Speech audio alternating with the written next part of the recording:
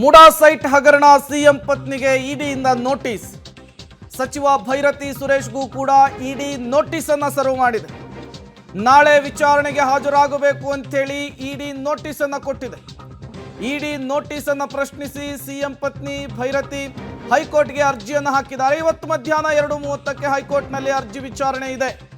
MUDA site ಹಗರಣದ ವಿಚಾರಕ್ಕೆ ಸಂಬಂಧಪಟ್ಟಂತೆ ಸಿಎಂ ಸಿದ್ದರಾಮಯ್ಯನವರ ಪತ್ನಿಗೆ ಇಡಿ ನೋಟಿಸ್ ಅನ್ನು ಕೊಟ್ಟಿದೆ.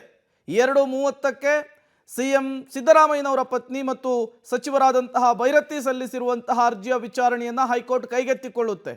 ಅಲ್ಲಿ ಕೋರ್ಟ್ ಯಾವ ಸೂಚನೆಯನ್ನು ಕೊಡುತ್ತೆ, ಯಾವ ಆದೇಶವನ್ನು ಪಾಸ್ ಮಾಡುತ್ತೆ ಅನ್ನೋದರ ಮೇಲೆ ಇಡಿಯ ಇನ್ವೆಸ್ಟಿಗೇಷನ್ ಮುಂದುವರಿಯುವಂತಹ ಸಾಧ್ಯತೆ ಇರುತ್ತೆ. ಮತ್ತಷ್ಟು ಡೀಟೇಲ್ಸ್ ಮುರಳಿ ಕೊಡ್ತಾರೆ, ನೇರ ಸಂಪರ್ಕದಲ್ಲಿ ಜಾಯಿನ್ ಆಗಿದ್ದಾರೆ. ಮುರಳಿಗ PMLA ಆಕ್ಟ್ನ ಅಡಿಯಲ್ಲಿ ನೋಟಿಸ್ ಅನ್ನು ಸರ್ವ್ ಮಾಡಿರುವಂಥದ್ದು. ಒಂದು ಕಡೆ ಇದಕ್ಕೆ ಸ್ಟೇ ತರೋದಕ್ಕೆ ಕೋರ್ಟ್ನ ಮೊರೆ ಹೋಗಲಾಗಿದೆ. ಒಂದು ವೇಳೆ ಸ್ಟೇ ಸಿಗದೇ ಇದ್ರೆ ಈ ಪ್ರಕರಣದಲ್ಲಿ ಯಾವ ರೀತಿಯ ತನಿಖೆಯನ್ನು ಇಡಿ ನಡೆಸುತ್ತೆ, ಜೊತೆಗೆ ಈ ಗಂಡಾಂತರದಿಂದ ಪಾರಾಗೋದಕ್ಕೆ ಯಾವ ರೀತಿಯ ಆಪ್ಷನ್ಸ್ಗಳು ಈಗ ಸಿಎಂ ಸಿದ್ದರಾಮಯ್ಯನವರ ಮುಂದಿದೆ ಅಂತ ಹೇಳಿ ಮುರಳಿ.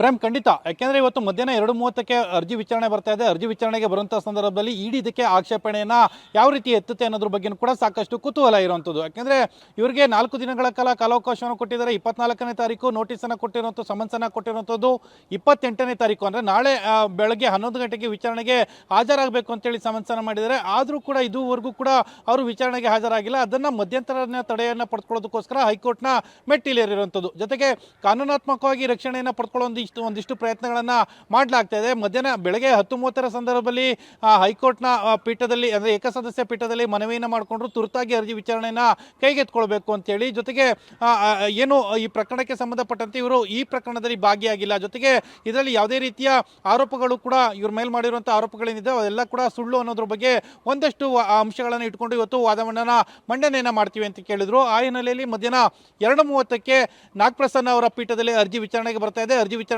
ಬರೋ ಸಂದರ್ಭದಲ್ಲಿ ಸಂದರ್ಭ ಇಡಿ ಯಾವ ರೀತಿಯಲ್ಲಿ ಆಕ್ಷೇಪಣೆಯನ್ನು ಎತ್ತುತ್ತೆ ಅನ್ನೋದ್ರ ಬಗ್ಗೆ ಕೂಡ ಕುತೂಹಲ ಇರುವಂಥದ್ದು. ಆ ಸಂದರ್ಭ ಏನಾದರೂ ಮಧ್ಯಂತರವಾಗಿ ಅವರಿಗೆ ರಿಲೀಫ್ ಏನಾದರೂ ಸಿಕ್ಕಿದ್ರೆ ಅಂದರೆ ಮಧ್ಯಂತರ ತಡೆಯನ್ನು ಕೊಡುವಂಥದ್ದು ಅಥವಾ ಹೈಕೋರ್ಟ್ ಈ ಬಗ್ಗೆ ಅರ್ಜಿಯನ್ನು ಸಂಪೂರ್ಣವಾಗಿ ಇತ್ಯರ್ಥ ಮಾಡೋ ತನಕ ವಿಚಾರಣೆಗೆ ಹಾಜರಾಗದೇ ಇರುವಂಥ ರಿಲೀಫನ್ನು ಕೊಡುವಂಥದ್ದು ಅಥವಾ ವಿಚಾರಣೆಗೆ ಹಾಜರಾಗಿ ಅಂತೇಳಿ ಸೂಚನೆಯನ್ನು ಕೊಡುವಂಥದ್ದು, ಈ ರೀತಿಯ ಸಾಧ್ಯತೆಗಳು ಎಷ್ಟರ ಮಟ್ಟಿಗೆ ಇರುತ್ತೆ ಅನ್ನೋದ್ರ ಬಗ್ಗೆ ಸಾಕಷ್ಟು ಕುತೂಹಲ ಇದೆ.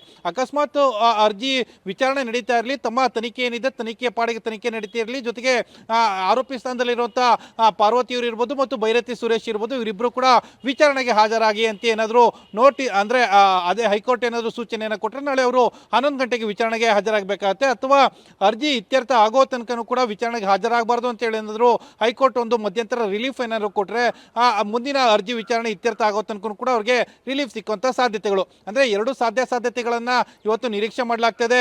ಈಗ 1:15 2:30ಕ್ಕೆ ಮಧ್ಯಾಹ್ನದ ಪೀಠ ಪ್ರಾರಂಭವಾದ ಬಳಿಕ ಅರ್ಜಿ ವಿಚಾರಣೆಯನ್ನು ಕೈಗೆತ್ತಿಕೊಳ್ತಾರೆ. ಆ ಸಂದರ್ಭದಲ್ಲಿ ಯಾವ ನಿರ್ದೇಶನವನ್ನು ಕೊಡ್ತಾರೆ ಮತ್ತು ಇಡೀ ಇದಕ್ಕೆ ಬಲವಾದ ಆಕ್ಷೇಪಣೆಯನ್ನು ಯಾವ ರೀತಿಯಲ್ಲಿ ಎತ್ತುತ್ತೆ ಅನ್ನೋದ್ರ ಬಗ್ಗೆ ಕೂಡ ಸಾಕಷ್ಟು ಕುತೂಹಲ ಇರುವಂಥದ್ದು. Prem, okay, thank you Murali ತಮ್ಮೆಲ್ಲ ಮಾಹಿತಿಗಾಗಿ.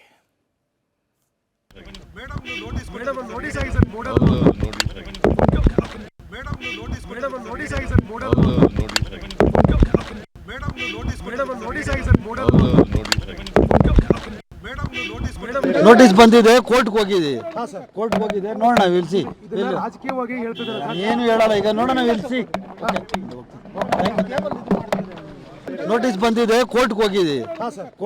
ನೋಡೋಣ ವಿಲ್ಸಿ. ಏನು ಹೇಳಲ್ಲ ಈಗ, ನೋಡೋಣ ವಿಲ್ಸಿ. ನೋಟಿಸ್ ಬಂದಿದೆ, ಕೋರ್ಟ್ಗೆ ಹೋಗಿದೆ. ನೋಡೋಣ ವಿಲ್ಸಿ. ಏನು ಹೇಳಲ್ಲ ಈಗ, ನೋಡೋಣ ವಿಲ್ಸಿ.